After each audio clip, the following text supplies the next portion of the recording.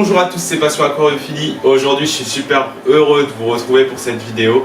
Et aujourd'hui je vais vous faire un petit unboxing avec par la suite la plantation de tous les produits que m'a envoyé généreusement et gentiment Tropica. Donc dans ce carton ce sont les plantes et voilà, c'est arrivé super vite. Et donc je vais vous montrer ce qu'il y a à l'intérieur.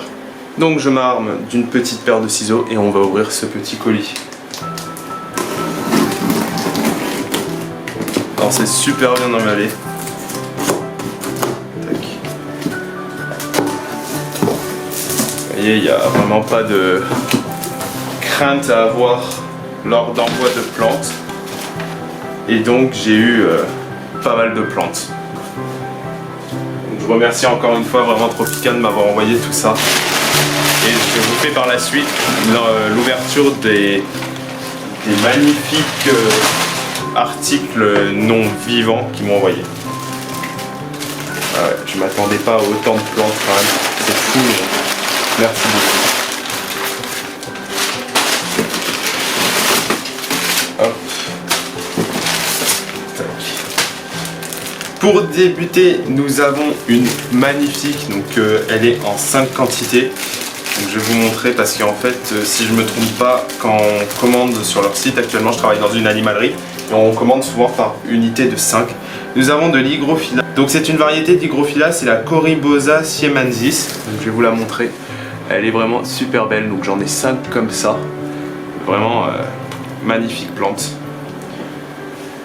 Par la suite, le temps que je reçoive le colis de Sol Technique et de tout ce qui va avec, et bah je les mettrai dans le pack de croissance de mes scalaires. Normalement ça doit arriver aujourd'hui.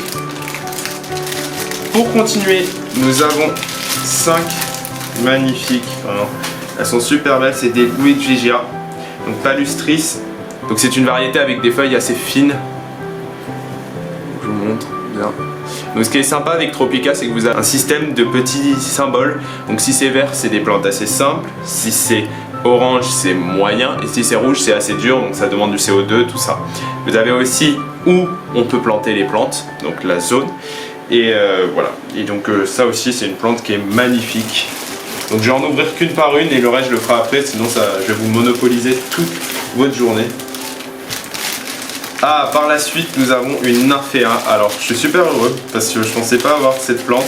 J'en avais déjà une dans mon 240 litres, mais comme c'est une plante qui pousse assez vite, mais à son rythme, et ben, je vais la mettre avec. Au moins, ça fera un peu plus de verdure. Donc, vous voyez, une nymphéa. Donc, c'est une plante qui pousse sur bulbe.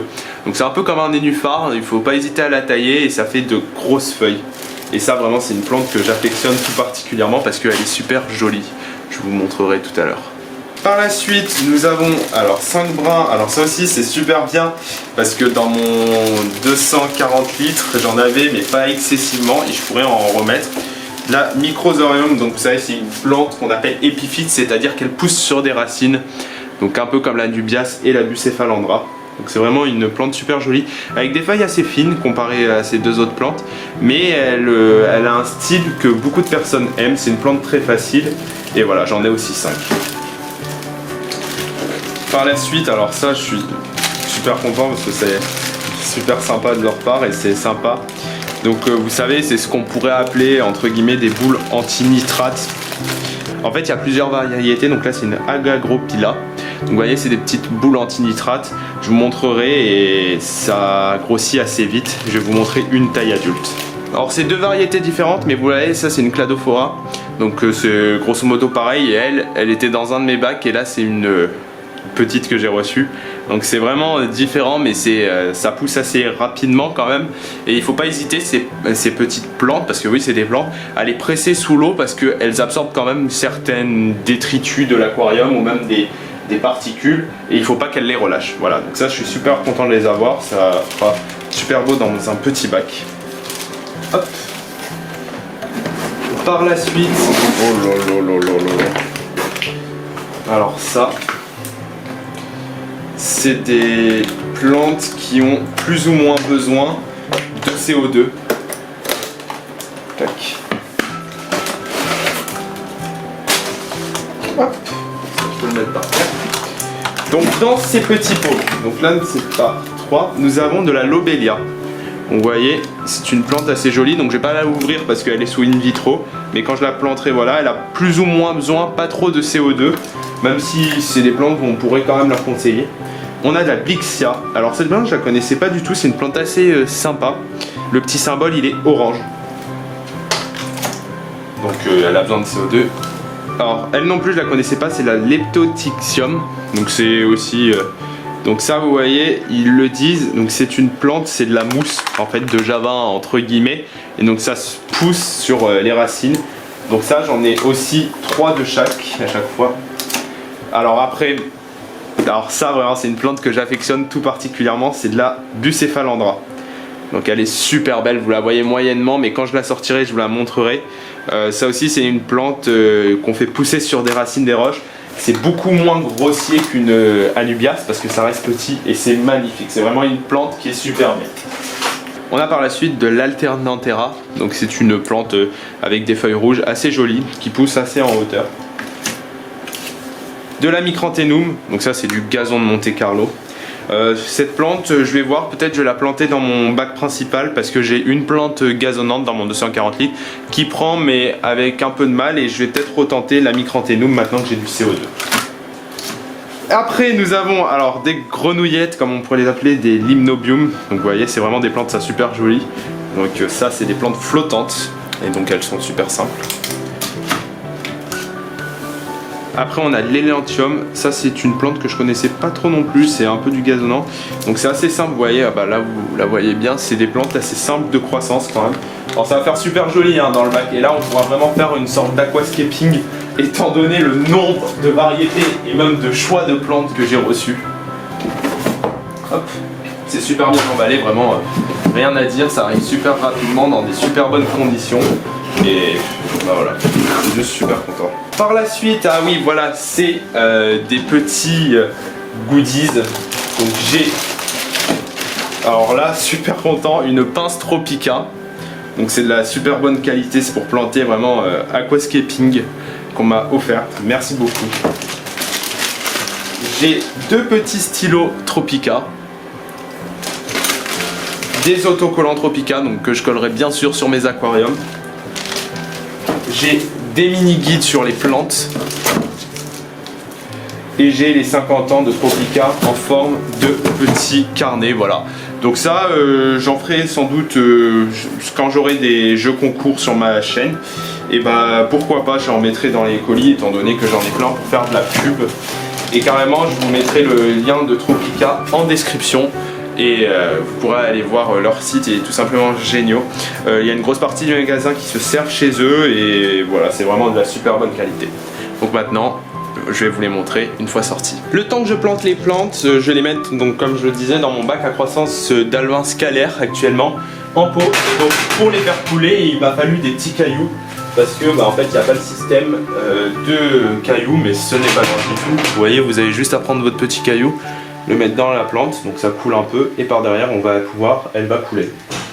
Tac, il ne faut surtout pas oublier de bien bruminiser les plantes, même si là elles sont quand même sacrément encore bien mouillées. Voilà, et ça on fait ça pour toutes les plantes. Alors là vous voyez, j'ai mis des cailloux dans toutes les plantes, et en fait je vais prendre mon brumisateur, et avant de les mettre en eau, donc même si c'est pas dans leur petit sol technique, je les brumise bien de façon à ce qu'elles n'ont pas de mauvaise réaction avec l'eau. Ça permet à ce que les feuilles tiennent, qu'elles ne se détachent pas, qu'elles ne pourrissent pas et qu'elles ne fassent pas trop de carences en entrant dans l'eau. Voilà, et une fois que c'est fait, on va les mettre dans le petit bac d'élevage. Donc là vous voyez, donc c'est un bac de croissance, c'est un bac en plastique. Le temps que je vais les planter, je les ai mis dans ce bac, donc elles sont un peu en vrac. Mais là vous voyez, il y a les petits Alvin scalaires, je sais pas si vous allez bien les voir. Mais voilà, et donc je vais les laisser là le temps de les planter et voilà. Donc je vous retrouve pour la plantation. Donc juste ici je vais vous montrer, donc là je vais pas le faire avec la pince parce que j'en ai pas besoin, c'est assez grossier. Et pour le mettre ici, donc c'est la Nymphéa, c'est la plante que j'ai dans l'aquarium ici, je vais la rajouter, au moins ça fera un peu plus de touffe. Pour rappel, quand vous plantez, vous enlevez le pot, je sais pas si vous allez bien voir, et vous enlevez toute la mousse qu'il y a autour. Donc je vais vous montrer ce que ça donne après l'avoir enlevé. Alors moi ce que je fais, vous n'allez pas le voir, mais j'ai pris un petit seau d'eau, je vais vous montrer, et je nettoie les racines dedans. Donc là sur le Nymphéa, c'est un bulbe, comme toutes les plantes un peu comme les nénuphars, tout ça. Et donc voilà, donc là je vais nettoyer les racines dans l'eau du petit bac. Donc là je vais juste planter, vous voyez, donc là vous le voyez mieux, là, à côté des autres nymphéas. J'en avais déjà une. Et donc au moins ça va mettre un peu plus de verdure. Il me semble pas que c'est la même variété par contre. Je vous confirmerai ça juste après. Mais voilà. Donc là ça fait un peu plus de touffe, vous voyez. Ça fait joli, il faudra juste que je retaille un peu l'hygrophila sur le côté de façon à ce qu'elle ne vienne pas empiéter. Mais voilà. Donc vous vous demandez peut-être, mais en fait là c'est comme la Ludwigia, ce que je vais faire sans doute après. J'ai coupé les mauvais pieds, ceux qui ne sont pas très jolis. J'ai replanté des pieds neufs entre guillemets. Donc c'est pour ça que c'est pas encore trop poussé, mais la Limnophila ça pousse très rapidement.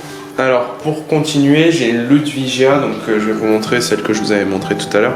J'en ai déjà une dans l'aquarium ici, et devant il y a un petit trou, et je trouve que ça fait assez vide. Donc je vais en profiter pour un peu le reverdir. Et donc là je vais la déplanter et je vais vous montrer comment la planter. Donc là vous voyez, j'ai un autre plant de Ludwigia, je vais le planter juste devant. Donc là ça fait une touffe, vous voyez, ça fait bizarre parce que ça va pas trop planter encore, ça va pas pousser, mais d'ici une dizaine de jours quand ça commencera, vu que c'est des feuilles plus fines on verra, et vu que c'est de la même variété, je pense que ça peut faire quelque chose vraiment de joli. Donc là le cypéro je le remets un peu en place, vous voyez, de façon à ce que ça reste dans son coin et pour que ça rende un peu plus fluide et plus joli. Voilà, donc là je pense que c'est pas mal. À voir, si ça va pas je le transférerai dans un autre bac. Donc maintenant je vais rajouter des limnobiomes, donc des grenouillettes. Vous savez, j'en avais déjà quelques-unes et il y en a qui sont parties. Donc j'ai juste à ouvrir le pot, pardon. Donc c'est du in vitro, c'est à dire que c'est planté par graines et c'est complètement, il n'y a pas de bactéries quoi que ce soit. Et comme c'est du flottant, il nous reste plus qu'à juste les poser dans le bac. Donc elles vont faire leur petit train-train, leur petit tour. Tac, vous n'hésitez pas à les démonter et ensuite vous pouvez les séparer de façon à ce qu'elles, même si elles vont le faire au fur et à mesure toutes seules, de façon à ce qu'elles vont chacune dans leur coin.